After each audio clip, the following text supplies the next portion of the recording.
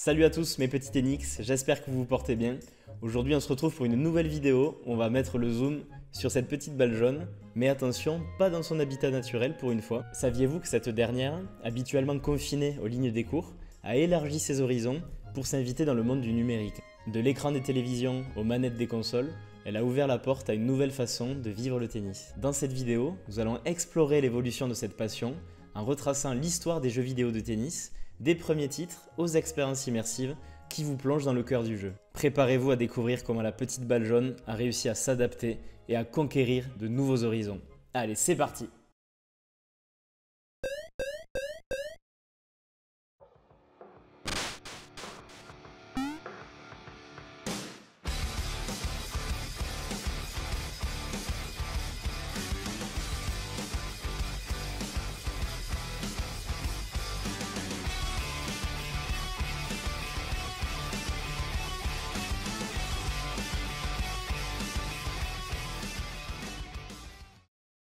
Pour comprendre cette histoire, commençons par les débuts. Dans les années 70, Pong a ouvert la voie.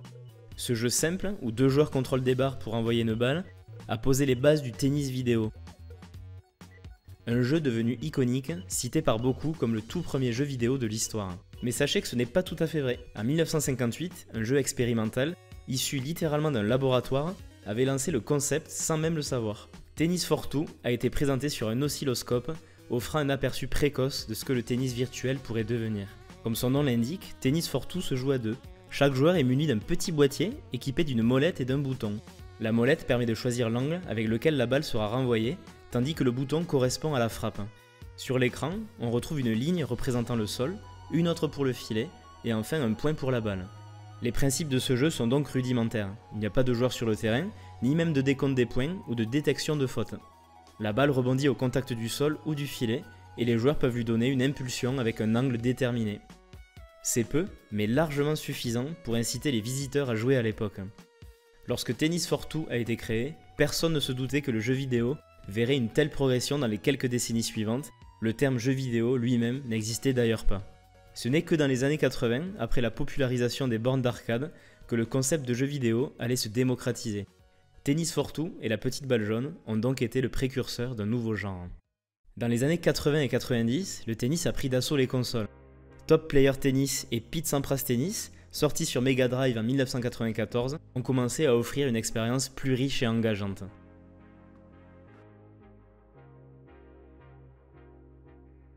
Un changement majeur va se produire avec l'arrivée de la 3D.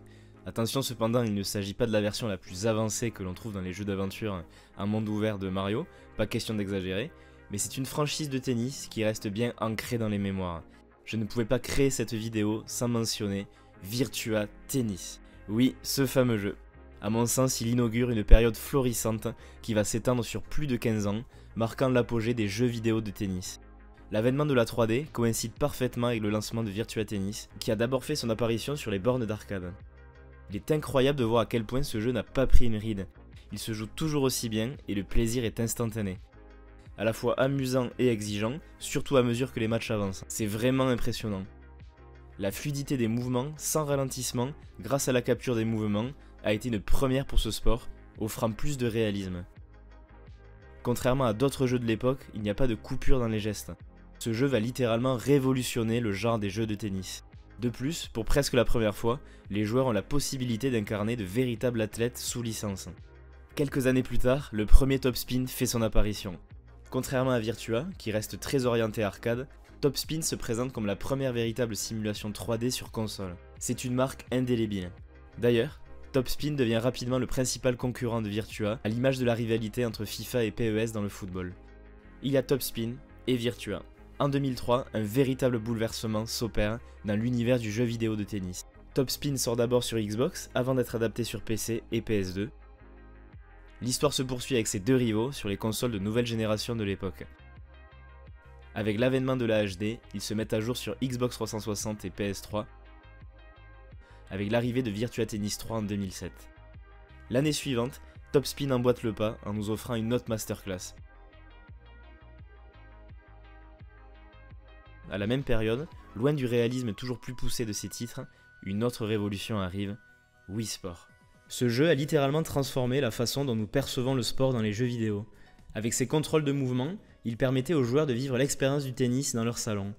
Fini de rester assis sur le canapé, les joueurs pouvaient désormais se lever, mimant les gestes du tennis, créant une nouvelle dynamique.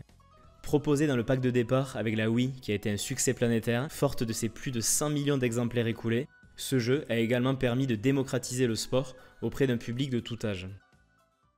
Toujours dans le style déjanté, impossible également de ne pas évoquer la franchise Mario Tennis qui a eu un impact énorme. C'est très simple, parmi tous les jeux de tennis, cette série est celle qui en a vendu le plus. En mélangeant le monde coloré de Mario avec le tennis, Nintendo a réussi à attirer ainsi un public jeune et familial. Le plombier moustachu et tous ses potes ont joué au tennis durant 4 décennies sur nos écrans, à partir de 1995 jusqu'à nos jours. Ils ont permis de populariser le tennis dans nos foyers, au rythme de l'évolution des consoles de jeux, avec leurs carapaces, pots de banane et autres objets déjantés. Après une longue disette, marquée notamment par des tentatives de nouveaux jeux qui étaient tout simplement de la daube, mais que je ne citerai pas, Tennis World Tour, les fans de tennis et de jeux vidéo ont dû prendre leur mal en patience. Il faut dire que la barre avait été placée si haut, avec les indétrônables Topspin et Virtua, qu'il était difficile pour un petit développeur de tirer son épingle du jeu dans le milieu. Mais heureusement, les derniers jeux en date, alléluia, Topspin 2K25 et Tiebreak, tous deux sortis en 2024, offrent un gameplay de qualité, tout comme des graphismes réussis.